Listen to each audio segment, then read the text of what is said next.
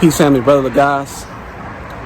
And today's concept is, what's the point of going through a toxic relationship? Because it seems like a lot of us go through toxic relationships.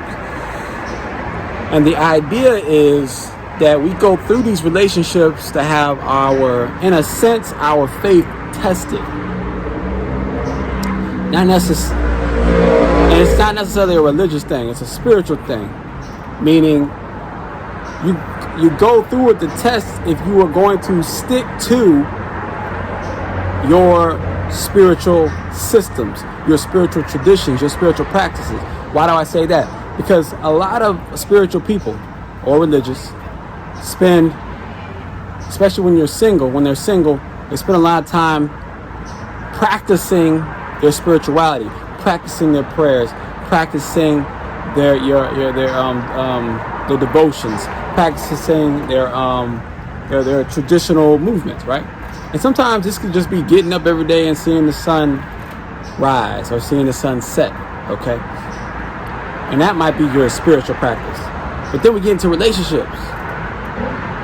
And whether they are toxic or not in the beginning, we start to pull away from our traditions.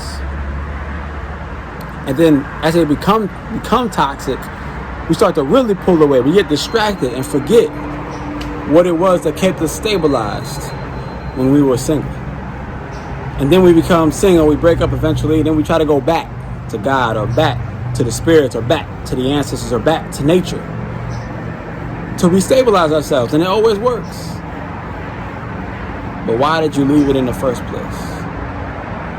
The best time to see if you really believe or trust in what it is that you practice is when times are at their hardest, when distractions are at their highest. But that's the whole point. That's the reasoning for those practices in the first place, is to do them when things are the toughest so that you can get through them and come out of them stronger instead of coming out of them weaker and trying to rebuild again afterwards. I hope this helps. I'll catch you on the next video. Peace.